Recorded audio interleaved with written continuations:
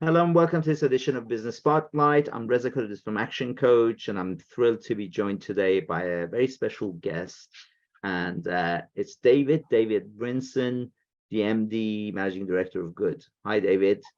Hi, how you doing? Great to have you here today. So, David, I want to go straight into it. So please tell us a little bit more about yourself and your business. We're intrigued to hear about your journey, etc. Sure. So my business partner and I, we started Good in February 2020. Good is a sustainable retailer. That basically means that we sell the best in vintage and secondhand clothing. And we do this differently to our competitors because of the way that we present our clothing. So we take the best from commercial retail, which is the standards, the music, the smell, the customer service, the aesthetic, and we merge it with a product from the vintage and secondhand and charity market, which is there's some really amazing things, but often they're not presented in the best way. So we're putting it all together and we're trying to make an alternative to fast fashion and giving people the opportunity who maybe haven't bought secondhand before the chance to do it because it's in an environment that they would like to shop in. Yeah. So February 2020, we got our first shop. And then 3 weeks later, COVID happened. So that was a really difficult, a baptism of fire, I think you might say. But people like what we do, and we're still here. Yeah, and you obviously have multiple outlets now, right? Yeah, so our first one was in a place called Queensway, or otherwise known as Bayswater as well. We then got our second shop in Kensington. And then we actually have the second and third lockdown that happened as soon as we got that. So that was terrible timing as well. We got our third shop in July 2021. That was in Seven Dials, Covent Garden.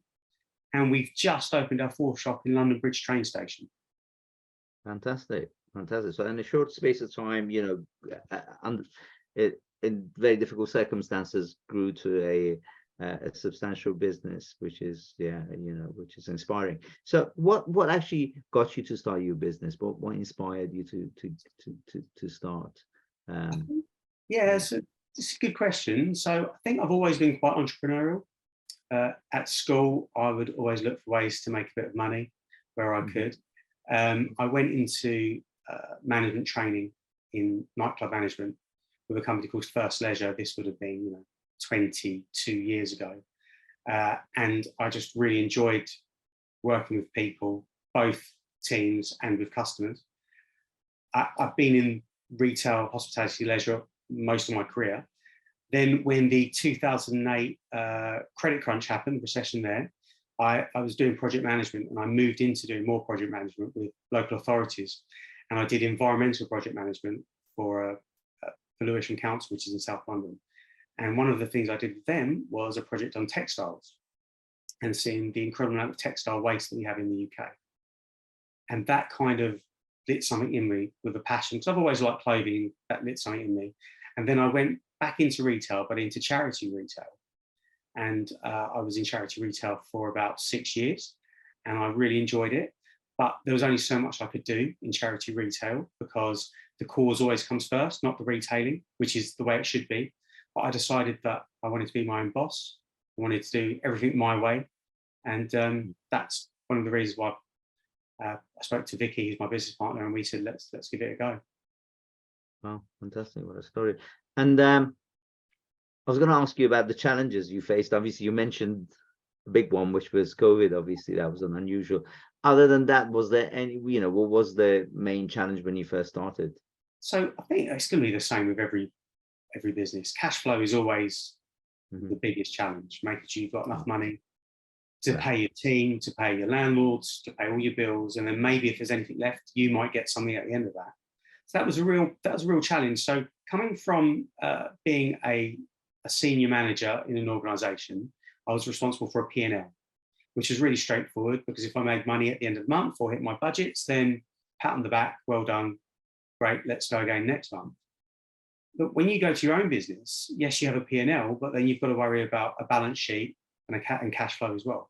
And that was probably the biggest change, because I could look at a spreadsheet and say, okay, look, this shop, it needs to turn over £400,000 a year. That, okay, we can do that. That's going to be X amount of pounds a week. The labour is going to cost this much. Material is going to cost this much. We're going to make X amount of profit at the end of it. Brilliant. In theory, that's great. And realistically, when you work for a business, it's theory. You've probably got the rest of an organisation that's going to pick up the slack if something goes wrong. As soon as you've got your own business, you're responsible for everything. And then that goes from theory, it goes to reality quite quickly. And then all of a sudden you think, I need £400,000 this year from this one unit. How are we going to do that? We have to do that because everyone that works for you, everyone that's associated with the business needs you to do that. And that probably was the biggest challenge. And yeah, COVID accelerates some of the issues because all of a sudden you have no revenue coming in and all of those things. But, you know, that's kind of been the story of the last 3.5 years. There's been good times when actually I've not had to worry, and then there's difficult times. So whenever you expand, there's a worry because you've got effectively more people to pay, more rent to fulfill all those obligations. And until you get kind of going in your groove or your routine, and you get back to the new normal, that's kind of difficult. It's kind of scary. Yeah, absolutely. And as you know, kind of profitability is not necessarily equal to cash either. So you know, there's you know, if there's nothing in the pot, so to speak, it's difficult to be. You're totally right, and that's probably one of the things that if somebody looks at a balance sheet and I say, oh, that's really healthy, but on that balance sheet we would have, you know, £50,000 on account with landlords in deposits. So that's technically our money on our balance sheet, but that's not in our bank account. And that's a lot of money. We could do a lot with that at any one time, but it's just sitting there in somebody else's bank account.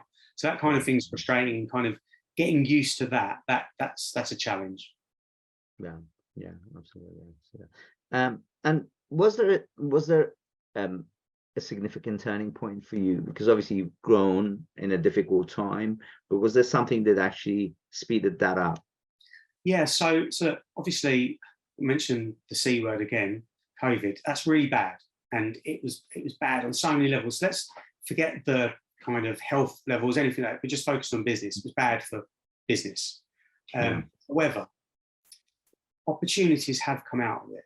So if I look at this, what this good would have been without COVID, we probably would have more locations now. Realistically, we'd probably be making more money. But I don't think our ceiling for what we could be would be potentially be as high as what it is now. So, and by that I mean, I had my Queensway shop. Would I have been able to get into Kensington? Maybe, maybe not. But COVID sped up opportunities there. Mm-hmm. And then if I go forward to 7 Dials Covent Garden, I never in a million years would have been able to have a shop there. So the previous tenant in my unit where I am, we're paying £150,000 a year in rent. They're also paying £77,000 a year in business rates. Our rental deal meant that thankfully we weren't paying anywhere near that. And the government had, at that point, it was 50% business rates, and that's down to 25% business rates at the moment. So that opportunity came up because of COVID. So that's, we just try to see the opportunities where we find them. And, you know, there's the cliche that it's not a threat, it's an opportunity. There is truth in that. But you just got to be on your toes and just be alive to it all the time. Yeah, absolutely. And you obviously took advantage of that greatly in terms of growing it. Yeah, absolutely. That's I can see that. And so I just wanted to ask you, I don't know how competitive your industry is. Obviously retail would be competitive as a whole, but of course you operate in a particular sector of it. How do you kind of, I guess you touched upon it a little bit before, but how do you maintain that competitive edge and stay ahead of the curve? I think a lot of the let's say that the people that have been in this sector of retail a while, they're very set in the ways that they do things, and that works for them. And I don't mean that in a derogatory way, but it works. You know, they do X, Y, and Z, and they turn a profit at the end of it, and that's absolutely fine. There are new people like ourselves coming in who are trying to do things differently, be it with the product or the aesthetic or anything. They're doing it differently, and we've got be always looking at what they're doing. What are they doing? What product do they have? How are they getting their product? Can we get that product? Do we want that product? So we're always asking ourselves questions all the time. But on top of that, we've just got to stay really true to what we're trying to do. Because it would be really easy to get cheaper product into our shops that would save a couple of quid on the day that you buy it. But actually, it's not going to yield the results. And people are used to a certain level of product in our shops. So, for example, in Covent Garden, we're known for Burberry and we're known for leather. So we have lots of people just coming in to buy leather jackets and buy Burberry trenches. It's never going to be cheap for me to buy leather jackets and Burberry trenches, especially if I want the best. So I'm not going to skimp on that quality, because eventually my customer will say, hang on, this place used to be good for leather and Burberry. It's not quite as good anymore. And then they won't come back. So we just have to stay true to what we're doing, but keep an eye on other people, because other people have great ideas. And I'm as much of a magpie as anyone. If I see something really good, I'm going to take that and use it myself. Yeah, absolutely. And so moving on to a slightly different topic, obviously with all these outlets, you need to hire people to run them. What's your approach to hiring employees? What do you look for when you're hiring a team? So, okay, the best thing about running my own business is I only have to work with people I like, which is great. So the first thing for me is, do I like them? Do we like them? Will they fit into our team? If somebody fits into a team, then that's a really good start. I'd like to think that we'd, gone through the CV for the suitability, so we know if we're getting them in front of us, they've got the required experience. Then we just have to delve in to make sure they have those skills that we're looking for. Which most retailers, if you're looking for a retailer, they will probably have the service skills that you're looking for, the P&L skills you're looking for. But the big thing that we want is we want people to have a passion for clothing and a passion for fashion. We want people to love clothing. So we might have someone who's worked in WH Smith's their entire career and be a brilliant retailer, but for them, it doesn't matter if they're selling books or stationery or electronics. They're probably not the right person for us. It could be that they've never worked in fashion before, but they still love fashion. And that's enough, that they get excited about brands, they get excited about materials, they get excited about the age of clothing. They're the people that I want in the team. And it took us probably a year to 18 months to really understand that. But that was the thing that was setting the really great people in our team apart, was they actually really loved what we were doing. Really loved. It wasn't just a job. They were excited about the stock delivery when it came in. And they would send messages saying, oh, I love this, I love that. And that makes us feel great because we're finding great things. And then that infectiousness just goes on to the customer as well. Because if you love something that you're selling, they're going to really enjoy buying it. They'll get a kick out of it when you can tell them about, oh, that Burberry trench coat, that was from Harrods, it's from the 1960s. And people get really excited about that. Yeah, absolutely. I can see how that passion can not only cement people within, but obviously help with the, your appeal to the customer. Yeah, and when people come back into the shop a couple of weeks later and we recognise what they're wearing, people get a kick out of that. So, oh, you got that from here, didn't you? Oh, that's so great, looks brilliant on you. And we mean it, yeah, of course. Yeah, and I think people like that. So moving back to the business side and kind of future, etc., are there any emerging trends or changes within the industry that kind of you can see and kind of makes you excited? Are there any? Yeah, so I think one of the we knew when we started the business that the whole buying second-hand thing was starting to gather pace. Charity retail had done really, really well for 20 years. And over the past 5 years, charities have been trying really hard to make nicer spaces. So we saw that more people were shopping in that way. So we knew that there was a change coming. I think that change is accelerating, which is really exciting. However, most people aren't prepared to shop in an environment that they don't want to be, because they can do it from their armchair, or they could go to somewhere really nice. So why would most people want to go to an environment that wasn't very nice? It might be dark, it might be dingy, it might smell. Why would you do that? Now, some businesses who my competitors are happy for that, because there are certain customers that love it, they love the rummage, but we're trying to bring this to a new customer that I think is out there, and they're emerging. More and more people are buying secondhand, and that can only be a good thing for us as a business, and for the environment and everything else that goes with that. Yeah, absolutely. And I guess my final question would be, what are your plans for the future? Where do you see yourself in the next 3-5 years, or even beyond? So, okay, if everything went to plan, in 3 years, I'd love for us to be at 10 shops, and I'd love for us to be making a significant profit. Then realistically, there's 2 ways that we can go. We can think to ourselves, right, do we want to go again and try to get another 10 shops? Or is this the time to exit, because there might be someone who has deeper pockets that's able to put the business where it can be in a quicker way? Because that's going to be the biggest scale. The biggest thing for us is scaling this business. I could have probably 40 shops in London, probably. How long would it take me to get there? It'd take me a long time. If somebody had the money to inject into the business and really wanted to do it, they could do that quicker. Now, I'd love to find that person to do that with me, but that might not be the case. And there might be someone who's prepared to put lots of time, effort, and money into it, and maybe that'd be the time for us to step back. I don't really want that. I love it. I love this business so much, but realistically, there's going to be those times where there might be exit points for us, and we'd have to decide, okay, is it then? Is it in another couple of years, or after the next milestone?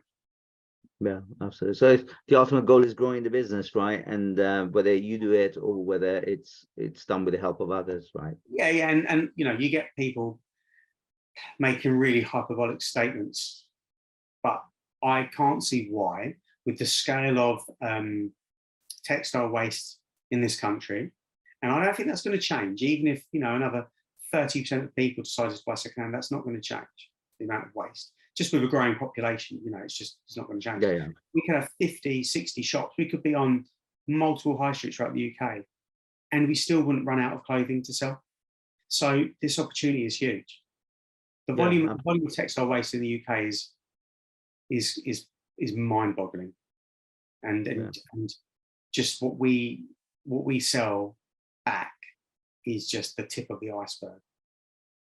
Absolutely. I said it. I think your business ticks so many boxes, not just from a business model point of view, but the whole environmental and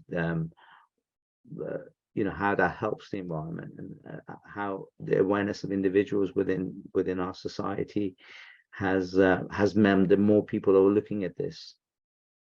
So yeah, all the best of luck to you guys. Really appreciate talking to you today.